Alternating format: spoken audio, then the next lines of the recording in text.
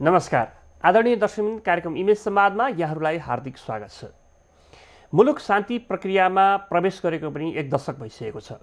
तैपनि सङ्क्रमणकालीन न्यायका दृष्टिले हेर्ने हो भने द्वन्द्वपीडित नागरिकले जति छिटो न्याय प्राप्त गर्न पर्दथ्यो, नेपालका द्वन्द्वपीडित नागरिकले त्यो न्याय प्राप्तिको कुरा अझै पनि अनुभूत गर्न सकेका छैनन्। न्याय प्राप्तिका लागि बनाइएका सङ्क्रमणकालीन संरचनाहरू, न्यायका संरचनाहरू जो 2वटा आयोग, सत्य निरूपण र बेपत्ता पारिएका व्यक्तिको छानबिन गर्नका लागि बनाएका आयोग, जसको 2 वर्षको पदावधि पनि सकिएको छ, उनीहरूले परिणाम आउने गरेर कुनै काम गर्न सकेका छैनन्। उजुरीहरू सङ्कलन गर्ने भन्दा थप काम केही भइरहेको छैन। एकातिर 1 दशक लामो सशस्त्र द्वन्द्वमा परेका, द्वन्द्वबाट पीडित भएकाहरूको न्याय प्राप्तिको अपेक्षा पुरा हुन नसकेको सन्दर्भ छँदैछ।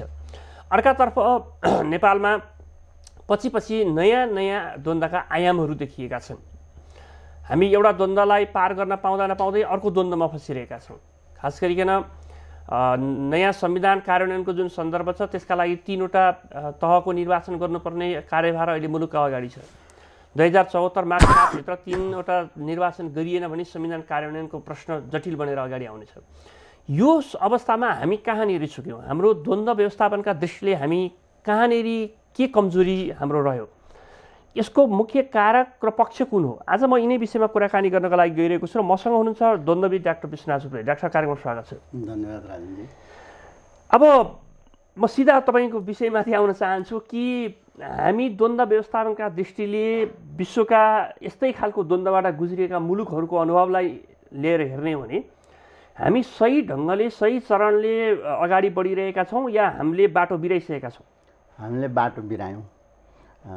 तुलनात्मक रूपमा धेरैवटा देशको द्वन्द्व व्यवस्थापनको अनुभव हेर्दाखेरि कस्तो देखिन्छ भने धेरैवटा देशले बाटो बिराएको देखिन चाहिँ फेरि हामीले मात्रै चाहिँ होइन, तर हामीले पनि बाटो बिराएको छौँ। यस अर्थमा कि द्वन्द्व व्यवस्थापनको आधारभूत मान्यता सुरुवात भनेको यो शक्तिको बाँडफाँडबाट सुरुवात हुन्छ र शक्तिको बाँडफाँड सही तरिकाले हुँदै गएपछि गलत बाटोमा गइरहेको द्वन्द्वलाई सही बाटोतिर लान सकिन्छ। त्यसपछि हाम्रो एकीकृत शान्ति सम्झौता भइन्जालसम्म, शान्ति सम्झौतासम्म हामीले सही बाटो लिएका थियौँ। जब शान्ति सम्झौताको कार्यान्वयनमा आयो, त्यसपछि एकपछि अर्को गर्दै हामीले बाटाहरू बिरायौँ। त्यसको परिणाम अहिले हामी निकै जटिल चौबाटोमा छौँ। द्वन्द्वको दृष्टिकोणबाट भन्नुपर्दाखेरि मुख्य गरी यो द्वन्द्वको कारक भनेकै के हो भने फिलिङ अफ इन्जस्टिस भन्छ नि। मान्छेलाई अन्याय भयो भन्ने महसुस भएर त्यसको आवाज काहीँ सुनवाई भएन भनेपछि त्यसले अरू द्वन्द्वमा धकेल्ने, मान्छेहरूलाई अरू उत्तेजित हुने र अरू खालका निर्णयहरू लिने परिस्थिति सिर्जना हुन्छ। त्यसमा क्याटलिस्ट भन्छौँ हामीले। आफ्नो निश्चित स्वार्थ पुरा गर्नको लागि ती शक्तिहरू, ती व्यक्तिहरू, ती संस्थाहरूले त्यहाँ भूमिका खेलिदिन्छन्। ती क्याटलिस्ट हुन्। उनीहरूको यहाँको शान्ति होस् नहोस् भन्नेसँग मतलब हुँदैन। उनीहरूको मतलब के हुन्छ भने परिस्थितिमा आफूलाई फाइदा हुने गरी परिस्थिति आफ्नो नियन्त्रणमा लिने त्यो परिवेश हामी कहाँ थपिएको छ। मैले यो आधारभूत रूपमा गलत भयो भनेर किन भने एकीकृत शान्ति सम्झौताले 7वटा आधारभूत मान्यताहरूलाई स्थापित गरेको थियो। जस्तो एउटा समावेशी चरित्रको राज्य निर्माण, त्यसमा लगभग हामी सफल छौँ। दोस्रो सुरक्षा क्षेत्रको आधारभूत संरचना, त्यसमा हामीले धेरै काम गर्न बाँकी छ। तेस्रो भनेको यो लडाकुहरूको व्यवस्थापन, पूर्व लडाकुहरूको, यसमा हामी त्यो 1422 जना सेनामा समावेश भएकोलाई छोड्ने हो भने यसमा लगभग असफल हो। अहिले सफल भनेर भनिएको छ किनभने क्यान्टोनमेन्टबाट बाहिर ल्याएर छोडियो, त्यस कारणले भनेर भनेको छ। तर यसको सिद्धान्त अनुसार त्यसरी त्यसलाई सफल मानिँदैन, किनभने त्यो कोयर्सिभ शक्ति हुन्छ नि, जुन एकदम लडाकु शक्तिलाई बाहिर त्यतिकै ल्याएर छोड्दाखेरि त्यसबाट आउने परिणामका अहिले पनि सङ्केतहरू देखिसकेका छन्, सदनभित्रदेखि लिएर बाहिरसम्म पनि। त्यो एउटा पाटो छ। अर्को भनेको शान्तिको लाभांश जनता समक्ष पुर्याउने हो। शान्तिको लाभांश नेताहरूले पाउनुभयो। गिरिजाप्रसाद कोइरालादेखि प्रचण्डदेखि माधव नेपाल, झलनाथ खनाल, बाबुराम भट्टराई, सबैले, सुशील कोइराला सबैले शान्तिको लाभांश पाउनुभयो। तर आधारभूत रूपमा जनताहरूले चाहिँ के पाए त शान्ति आएर भन्ने एउटा महत्त्वपूर्ण पाटो हुन्छ। शान्तिको लाभांश जनता समक्ष पुर्याउने कुरामा हामी असफल छौँ। र अर्को महत्त्वपूर्ण असफलता के हो भने द्वन्द्वोत्तर पुनर्निर्माण चाहिँ आर्थिक समृद्धिको आधार हुन्छ। किनभने जतिसुकै राजनीतिक रूपमा ठुला कुरा गरे पनि सामाजिक आर्थिक रूपले त्यसलाई धानेन भने त्यहाँ अस्थिरता भइरहन्छ। द्वन्द्वोत्तर समाज निर्माणको प्रमुख आधार के हुन्थ्यो भने विकास पुनर्निर्माणको काम चाहिँ व्यापक रूपमा गाउँसम्म पुर्याएर जनताहरूलाई त्यसमा संलग्न गराउने अनि आर्थिक रूपमा त्यहाँ चाहिँ समृद्धि बढ्दै जान्थ्यो, काम हुन्थ्यो, रोजगारीका अवसरहरू सृजना हुन्थ्यो अनि मान्छेहरू यो विभेद झगडा झैझगडामा लाग्ने समय पनि हुन्न थियो। एकजना मान्छेले गाउँमा 2500 दिनको रोजगारी पाउने हो भने त्यो 2500 कमाउन छोडेर तपाईँ त्यो जुलुसमा ढुङ्गा हान्न जाने सम्भावना कमै हुन्थ्यो एउटा सर्टेन अवधिसम्म गए पनि। त्यसमा पनि हामी चुक्यौँ। अर्को हामी चुकेको महत्त्वपूर्ण पाटो के हो भने यो सङ्क्रमणकालीन न्यायको सुनिश्चितता र सङ्क्रमणकालीन सुरक्षा व्यवस्थाको सवालमा राजनीतिकरण अत्याधिक चरम यति हदसम्म राजनीतिकरण त कुनै पनि देशमा लगभग 42वटा देशमा त मैले आफै भौतिक रूपमा गएर पनि हेरेको छु। यहाँ चाहिँ यस्तो भयो कि अब यो देशमा मैले यो जटिल छौँ भन्नुको कारण के भने अब यो देशमा राज्य असफल हुन मात्रै बाँकी छ।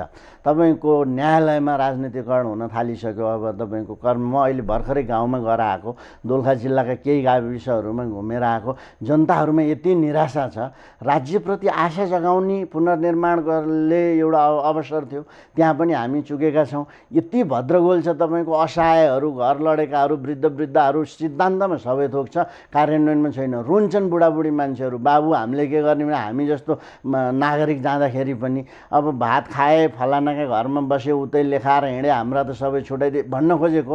राज्यप्रतिको त्यस्तो निराशा जनतामा छ। अनि समग्र माहौल हेर्नुहोस्, नागरिकहरू यो राज्यले केही गरेन, गर्न सकेन, पार्टीहरूको चाला हेर्नुहोस्, एउटा आफूले बोलेको प्रतिबद्धता नागरिकसँग कहिल्यै पुरा गर्दैनन्। यति बेला चुनाव गर्छु भन्यो गर्दैनन्, यसो गर्छु भन्यो गर्दैनन्। यत्रो तहस नहस भयो नाकाबन्दीको कारणले, आर्थिक रूपमा देशको अर्थतन्त्र त्यति गिरेर गयो। यसमा कहिल्यै तपाईँले बहस भए देख्नु भएको छ? हाम्रा वरिष्ठ नेताहरूले नेपालको अर्थतन्त्र सुदृढ गर्न यसो गरौँ भनेर आज चाहिँ विशेष बैठक भयो रे, आज चाहिँ यो छलफल भयो रे भने कहीँ सुनिन्छ? कहीँ सुनिन्छ? त्यसो भने डाक्टर साहब दुईवटा कुरालाई आजको कार्यक्रममा अलिकति जोड गरौँ। एउटा तपाईँले अघि भन्नुभयो कि शान्तिको लाभांश जनतासम्म जबसम्म हामीले पुर्याउन सक्दैनौँ तबसम्म हामीले दिगो शान्तिको कामना गरेर मात्रै भएन, त्यो प्राप्त गर्न सक्दैन। एउटा कुरा हजुर, त्यसको माध्यम हुनसक्छ पहिलो चरणका रूपले हेर्ने हो भने चाहिँ सशस्त्र द्वन्द्वमा प्रत्यक्ष प्रभावित भएका, प्रत्यक्ष प्रताडित पारिएकाहरू पहिलो चरणमा लाभान्वित हुनुपर्ने थियो सिद्धान्त, होइन? जसलाई हामी सङ्क्रमणकालीन न्यायको सिद्धान्त अन्तर्गत हामी व्याख्या गर्ने त्यो सुनिश्चितता भनेर भन्छौँ। तर तिनीहरूले नै अहिलेसम्म न्याय सुनिश्चित गर्ने त कुनै आधारै पनि भेटाएका छैनन्। राजनजी हेर्न, यो मुद्दामा यस्तो विशेषज्ञै हुनु पर्दैन क्या। यो अवस्था हेर्दा तपाईँको 6 महिनाभित्र बनाउँछु भनेका आयोगहरू बन्नलाई नै 7-8 वर्ष लाग्यो। त्यसपछि ती आयोगहरूमा आयुक्तहरू नियुक्ति गर्ने बेलामा भागभण्डा र शक्ति सन्तुलन मिलाउँदैखेरि त्यसले थुप्रै समय गयो। त्यसपछि गएर ऐन विवादित भइदियो, सर्वोच्चले एउटा आदेश दिएको छ, उहाँ त्यो आदेशअनुसारको हाम्रो पार्टीहरू तयारै छैनन् सम्बोधन गर्नलाई, साधन स्रोत छैन। यी यति जटिल सवालहरू हुन्। अब चाहिँ हाम्रो राजनीतिक पार्टीहरूले यो सत्यनिरूपण तथा मेलमिलाप र विपत्ता छानबिन आयोगलाई चाहिँ एउटा आफू जोगिने एउटा साधनको रूपमा प्रयोग गर्न खोजेका थिए, नराम्ररी फसे। यस अर्थमा कि तपाईँको अब 60,000 मुद्दाहरू चाहिँ दर्ता भएर त सत्यनिरूपण तथा मेलमिलाप आयोगले राख्थ्यो। संसारभरिले खोज्छ अब ती के हो, कहाँ गयो, के गर्यो भनेर। किनभने उहाँहरूले गर्नु पर्थ्यो के त भन्दाखेरि एकदम मसिन्याएर यसलाई चाहिँ निष्पक्ष रूपले काम गर्न दिने गरी आयोगलाई चाहिँ म्यान्डेट दिएर स्वतन्त्र रूपमा काम गराएको भए केही दोषी मान्छेहरू त पर्छन्। तपाईँ सबैलाई म जोगाउँछु भन्न थाल्ने हुँदा सबै पर्ने अवस्था सृजना भयो। आजको दिनमा द्वन्द्व पीडित नागरिकका बारेमा कसैले आवाज उठायो, तिनका बारेमा कसैले कुरा गर्यो भनेदेखि त मान्छेले मजाकका रूपले हेर्न थालिसके। अहिले कसैको पनि त्यो खालको सिरियसनेस यो केसमाथि देखिएको छैन। म तपाईँलाई एउटा उदाहरण दिन चाहन्छु। अहिले पनि गङ्गामाया अधिकारी, होइन, कृष्णप्रसाद अधिकारी जो आफ्नो छोरा अनाहकमा मारिए, त्यसको द्वन्द्वसँग कुनै लेनदेनै थिएन। त्यो घटनालाई जबरजस्त द्वन्द्वको लेप लगाइएको छ, होइन, सशस्त्र द्वन्द्वको कारण भनिएको छ। अहिले पनि अस्पतालको शय्यामा हुनुहुन्छ। उहाँको बारेमा तपाईँको सडकमा गएर कुरा गराउन पनि उभिउन भन्यो भने 10जना मान्छे हुँदैन, अनि त्यहाँ जो उभिन्छ तिनलाई अरूले चाहिँ मजाकको पात्रको रूपमा चाहिँ नि हेर्ने, राज्यको विरोधीको रूपमा हेर्ने, पार्टीको विरोधीको रूपमा हेर्ने। एउटा अन्तर्राष्ट्रिय मान्यता के हो भने निर्दोष मान्छेलाई त न्याय त दिनु पर्यो नि। युद्धको बेलामा विविध कारणले गर्दाखेरि त्यस्ता खालका घटनाहरू हुन्छन्। सकेसम्म जेनेवा कन्भेन्सन अनुसार नहुँदा राम्रो हुन्थ्यो, तर भएपछि पनि तिनीहरूले न्याय त पाउनु पर्यो। यहाँ त अदालतले आदेश दिँदा पनि कारबाही हुँदैन। राजनीतिक पार्टीहरूमा, राजनीतिक पार्टीका नेताहरूमा यस्तो खालको चिन्तन बस्यो कि संविधान भनेको पनि उहाँहरू नै हो, उहाँहरूले भनेपछि जेसुकै हुन्छ। तर त्यो अर्धसत्य मात्रै हो। यहाँ त उहाँहरूको शक्तिले गर्दा त्यो गर्न सक्नुहोला, तर यही मुद्दाहरू सङ्क्रमणकालीन न्यायको मुद्दा भने त अन्तर्राष्ट्रिय मुद्दा हो।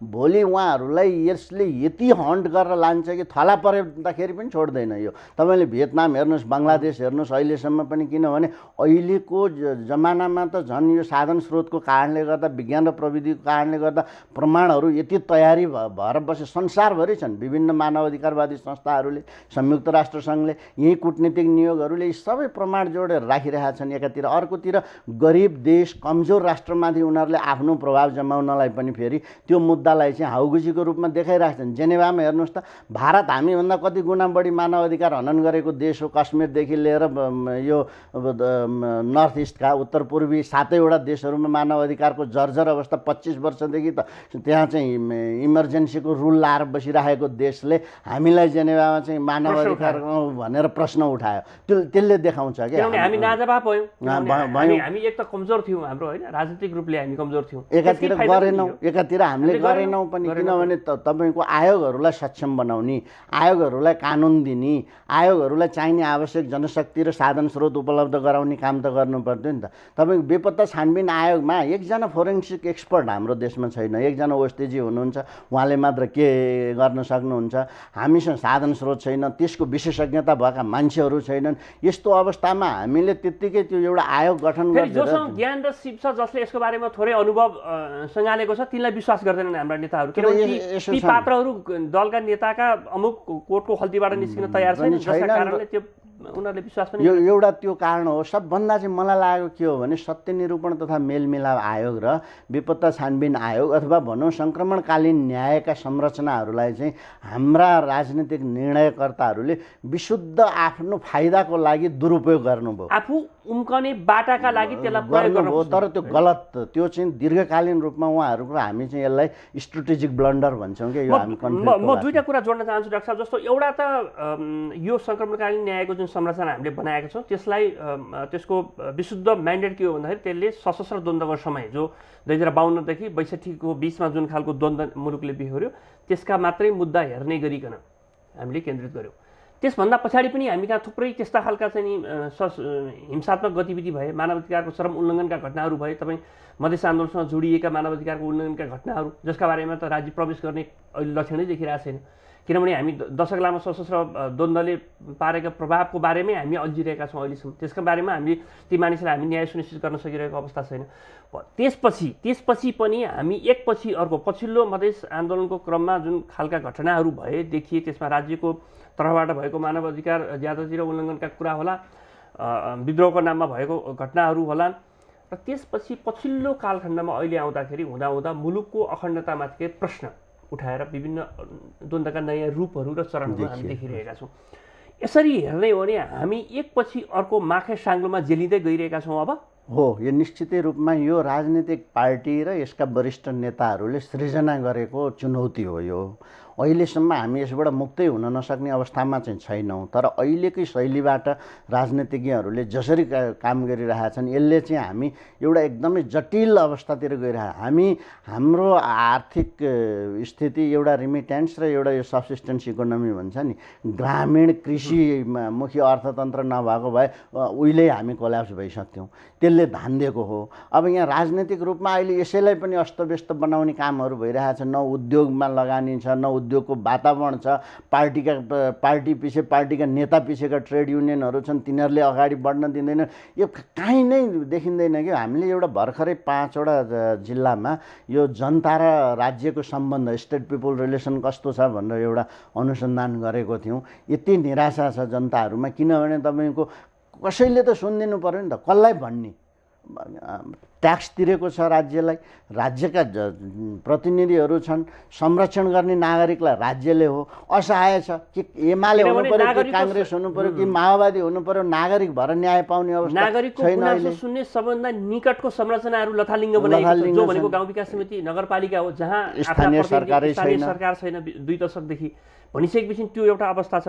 अर्को डाक्टर साहब, अब यी त भए तमाम समस्या हाम्रा अगाडिका, के त हामी यी समस्याहरूलाई चिरेर नेपालको अहिलेको जुन खालको द्वन्द्वको परिस्थिति छ र त्यसलाई चिरेर अगाडि बढ्नै नसक्ने परिस्थितिमा हामी पुगिसक्यौँ?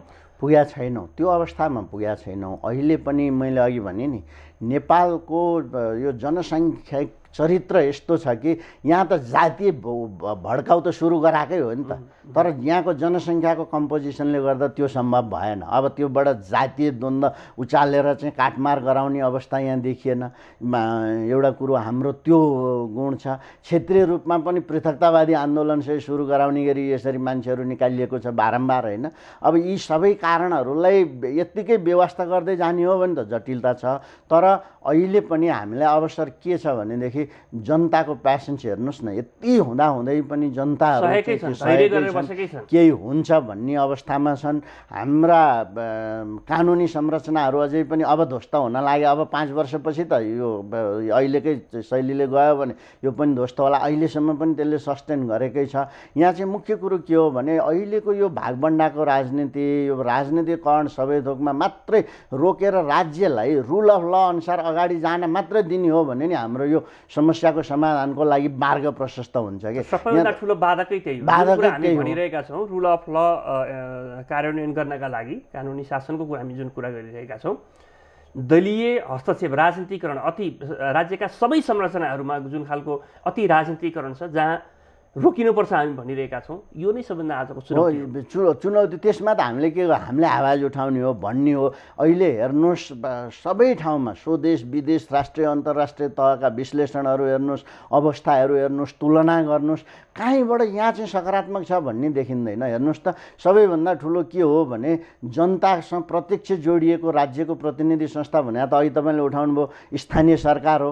स्थानीय सरकार 10औं पटक उहाँहरूले सहमति गरेर सर्वोच्चले आदेश दिँदाखेरि सहित उहाँहरू चुनाव गराउनु। यसको मतलब के भने उहाँहरू संविधानभन्दा माथि रहेर हामीले जे गर्यो त्यही हुन्छ भन्ने 5-7 जना नेताहरूले जे गर्यो त्यही हुने अवस्था त अन्त्य हुन्छ। निर्वाचन भयो भने स्थानीय नेताहरूले चाहिँ अधिकारहरू लिन थाल्छन्। त्यसले गर्दा उहाँहरूको नियतै छैन कि अहिलेको यो पुस्ता जसले शासन गरिसके, मन्त्री प्रधानमन्त्री भइसके, यो पुस्ताबाट यो देशले आश गर्ने छैन। उहाँहरूको क्षमता पनि देखिसक्यो, बारम्बार उहाँहरू परीक्षण पनि भइसक्यो। अब उहाँहरूले सर्लक्क छोड्नु पर्ने हो यो देशलाई माया गर्ने हो भने, तर थला परिन्जालसम्म पनि त्यहाँ पोजिसनमा बसिराख्ने। केही द्वन्द्व, नेपालभन्दा पनि जटिल द्वन्द्व बेहोरेका केही मुलुकहरूको म उदाहरण लिन चाहन्छु, जसले यस्तो ढङ्गले उनीहरूले त्यहाँभित्रको द्वन्द्वलाई व्यवस्थापन गर्दै मुलुकको समृद्धितर्फ अगाडि बढेका छन्। एउटा पछिल्लो उदाहरणको रूपमा हेर्ने भने इथियोपिया, होइन, जहाँ नेपालभन्दा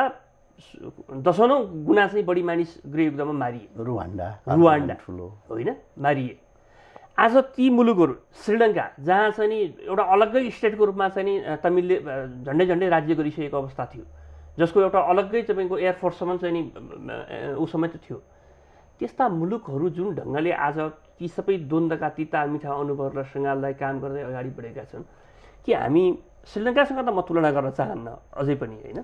इथियोपिया जति पनि हाम्रो नेताहरूको क्षमता, गुण, त्यो साहस केही देखिएन नि त राजनजी। तपाईँले महत्त्वपूर्ण कुरा उठाउनु भयो द्वन्द्वको बारेमा। यो पछिल्लो 20औं शताब्दीमा सबैभन्दा बढी जर्जर द्वन्द्व भनेर भनिने रुवान्डा हो। हुतु र तुसीको बिचको त्यो मारामारले गर्दा देशको 11% पपुलेसन ध्वस्त भएको थियो। तपाईँको आफ्नो स्वास्नी छोराछोरी मारेका थिए त्यहाँका ती हुतुहरूले। त्यस्तो खालको अवस्था भएको देशमा अहिले गएर हेर्नुहोस्, म त त्यहाँ लगभग 5 पटक पुगेँ होला। त्यहाँ बसेर मैले रुवान्डाका सबैजसो गाउँहरूमा गएर अध्ययन गरेको छु। त्यहाँ अहिले आर्थिक समृद्धि, किनभने लिडरसिप चाहिँ निष्कलङ्क हुने, दृष्टिकोण भएको हुने र प्रतिबद्ध हुने, यति तीनटा कुरा भयो भने अरू केहीले रोक्दैन। मानव अधिकार दिएन, खत्तम गर्यो, ध्वस्त गर्यो, पाउल कागजमै काम नलाग्ने भनेर अन्तर्राष्ट्रिय जगतले उसलाई पेल्न खोजेकै थियो। रिबेलबाट आएको मान्छे हो त्यो मान्छे। त्यसले तपाईँको 15 वर्षमा उलटपुलट बनाइदियो। अहिले हेर्नुहोस् किगालीको सहर हेर्नुहोस् कति सफा छ, त्यहाँका मान्छेहरू हेर्नुहोस्, आर्थिक स्थिति हेर्नुहोस्, अहिले संसारभरि त्यहाँ लगानी गर्न इन्ट्रेस्टेड छ। उसले एउटै मात्रै सूत्र ल्यायो, आर्थिक विकास। यो राजनीतिक रूपमा जातीय कुरा जसले उठाउँछ त्यसलाई चाहिँ जेलै हालिदियो।